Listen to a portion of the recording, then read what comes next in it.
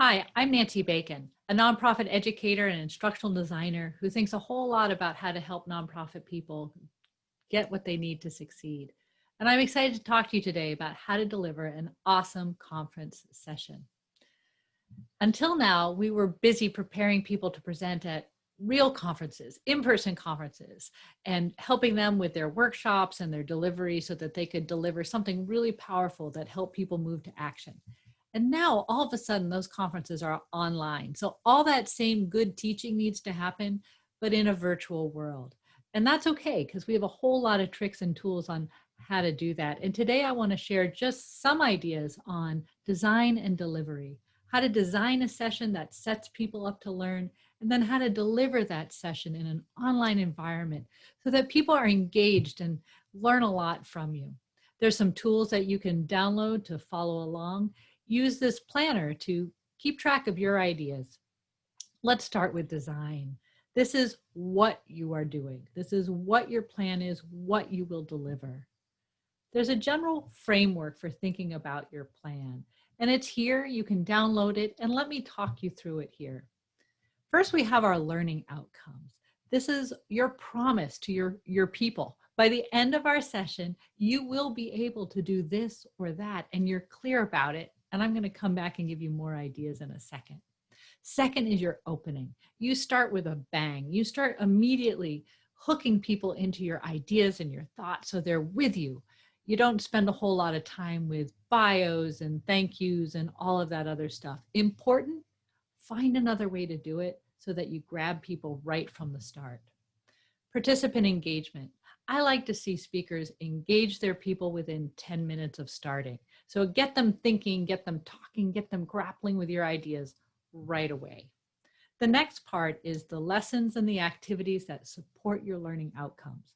So chunk out all the stuff you want people to learn, get rid of the extra, the material that they don't need to know in order to achieve those outcomes, and then support each of those lessons with activities where people can practice, apply, bring back into their own experiences. And lastly, there's that closure.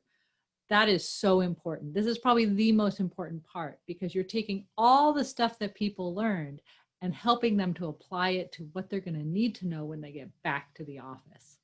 So let's break this down a little bit more. These outcomes, so often I see people use outcomes such as, by the end of this, they will understand. By the end of this, they will be more aware of. By the end of this, they will up their game in something. And that's very vague. What we like to see is verbs that we could see or hear. That helps us to be really clear on what people are going to be able to do. And it helps us to hold ourselves accountable for those activities. So here are some specific examples from a recent conference. By the end of our time together, you will be able to describe steps involved in developing a recruitment and retention plan. You will name specific ways. You'll be able to identify. So these are verbs that we can test for. We can ask people to show us that we've achieved it by the end. So your turn. What is one outcome you have for your session? Let's talk about activities. There are a few engagement tools we have at our fingertips in Zoom or whatever platform you're using, chat, polls, inviting people to change their name as a way to get immediate feedback. Annotation is something that a lot of people have been really enjoying as a way, again, to get feedback. Breakout rooms, we've grown familiar with breaking into smaller groups, and they're so important. At a regular conference, an in-person conference, we'd be sitting around tables, turn to your neighbor and have a conversation about something. Let's keep doing that type of thing through breakout rooms. Camera on, camera off, mute on and off. Those are different tools that we can use to invite people to be seen and heard or not be seen or heard. And there's appropriate times for both. And then there's some external tools that are important. Now over here, I intentionally left it blank so I can show you that there's on-slide typing, which I really like. It's creating kind of a whiteboard that we can use to capture ideas that we see in the chat box or that otherwise we want to share. I'll include it on our resources page so that you can learn how to do that. Here are some popular external tools. You can explore them on your own. There are many, but I wanted to just let you know that these are great ways to capture engagement, what people are thinking, have people gather their ideas in a different place so that you can share it through screen share or however you want to do that. Your turn. What is one activity or engagement strategy that you can use to support your outcomes?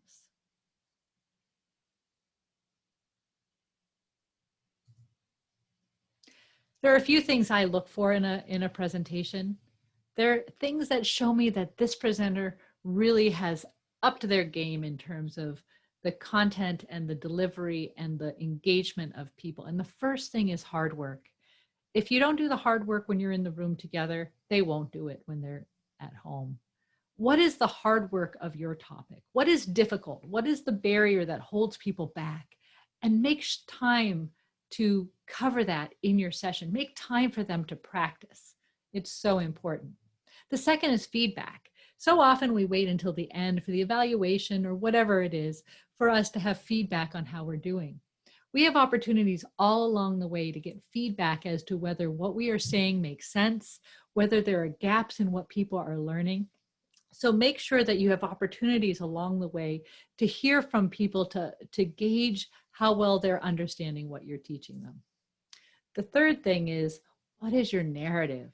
I love to talk about teaching and storytelling, that through our presentations, we're telling a story. We're bringing people on a journey, and that story helps people make meaning. These are examples of recent trainings and workshops I've led where I've used a whole story narrative to bring people through. You can use the hero's journey. You can use the various stories of the past in order to entice people. It lowers their stress, and they're eager to come along with you as you finish telling the story through the training. Fourth, I want to talk about job aids, tools, whatever we want to call it, but these are ways that help people apply what they are learning. So they may have to use some knowledge you've taught them and practice on a worksheet. There are places where they can collect ideas so that they put it in an organized way. It could be a document vault of tools. It could be a landing web page where all these things are collected. Whatever it is, think about what tools you can provide so that people are more likely to take action. Reflection. We really need time to slow down and actually think. It's really tempting, particularly in the online environment, to just keep pushing through because you're not getting that immediate personal connection to say, whoa, slow down. But it's still really important to have that reflection time. Sometimes this is done in partnership with tools where you have a workbook and you say, please, fill out, I'm going to give you 3 minutes, 5 minutes to fill out this part of the workbook. And that's really important. So make time for reflection. What are your design takeaways? What makes sense to you? What could you bring forward into your workshop?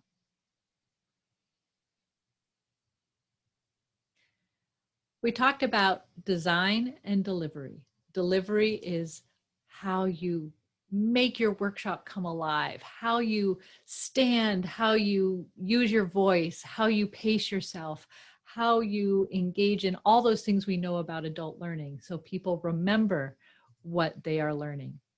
Now, the elephant in the room with online is that we can't see people, but we so often can. So here's an example. This is some meeting that happened, pulled off Google. These are people we don't know, but take a look at them, study them. Who's paying attention? Who's not? How can you tell? At your next meeting, pay attention. Have people turn on their cameras. Look at them. Who's paying attention? Who's not?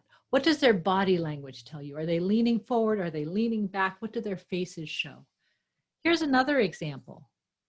In this case, people are clearly engaged. They're using their bodies, they're using their hands. Sometimes you can stand, you can sit, you can do all sorts of things in order to have that physical response, in order to have that physical engagement.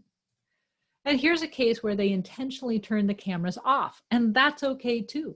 In this case, it's a game, but you can use like a fishbowl type of activity or pin the speakers so that other folks are not seen. Or you can simply say, it's okay to turn your camera off now. because I want to make sure that you don't have Zoom fatigue. And I'll tell you that you're going to make sure that you don't have Zoom fatigue. And I'll tell you that you're going to turn your camera on when we come out to breakouts in a few minutes. But right now, you're welcome to turn your camera off.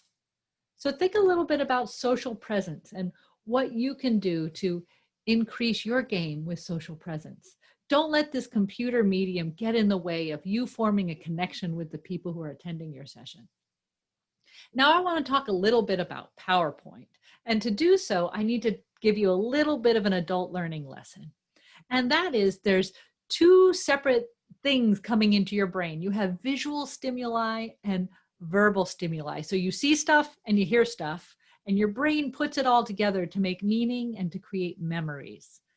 And it's really important that we are smart about how we bring visual and verbal together so that our brains don't get overloaded. Here is a direct application of this idea. So imagine two different PowerPoints. On the left, we have a picture of a sunny day. We have the words on the slide, this is a picture of a sunny day. And we have the speaker saying, this is a picture of a sunny day. On the left side, we have a PowerPoint slide with a picture of a sunny day and somebody saying, this is a picture of a sunny day. Two different scenarios. On the left side, we have two things to look at, two things that our brain needs to process visually, the picture and the words, and then we're hearing the words again. So two visuals and a verbal. On the right, we see something and we hear something. What do we know about adult learning? That on the left, we have redundant instruction. It's redundant. We have two different things happening with our eyes, and we have this ear thing going on, three bad overload. On the right, we have non-redundant instruction. We're seeing something, we're hearing something, and our brain can put it together to make meaning. So our goal is to do what's on the left. Let's not read slides. Let's not put words that we will be reading. Let's be really clear about what pictures we're using, what words we're using, and then what we will be saying so that we're reinforcing, we're reducing cognitive overload, and we're increasing the chance that people will remember what we're saying. Here's another thing to think about when it comes to PowerPoint. On the top is a contracted speaker's set of slides on budgeting. On the bottom are slides from a recent workshop that I've done. I invite you to think about the difference. What is the difference between the top slides and the bottom slides? When I do this in a training, often people remark that the top slides all look kind of the same and the bottom slides each look pretty different. So building on this idea that people like new things, the novelty of something keeps them paying attention. They're curious what's going to come next. But if we have a PowerPoint slide where every slide is bullet lists, our brains start to fall asleep. In fact, I have a personal challenge where I never use any bullets in any slides. You can see that here, and you can see it in almost any presentation that I work on. I do my best never to use bullet slides because I want to go for the novel. I want to go for something new that really captures people's attention and gets them excited about what they're learning. Your turn. What can you do to improve the delivery of your session?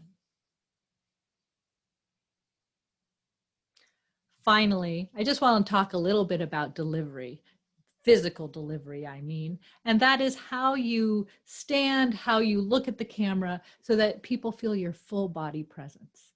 Here's a great picture of what your body looks like when you're standing up, if you're able. I often have standing desks and boxes and books in order to make this all happen. In fact, this is a picture of my desk with its lighting, its microphone. So you can see that I'm trying to bring it all together. I have front lighting so that I can be seen, I can be heard, and I'm looking at people as I speak with them. That's what I have for you today. There's so much more to know, so please reach out if I can help you in any way. You've got this. You're going to have an awesome workshop. I'm so excited to hear all about it.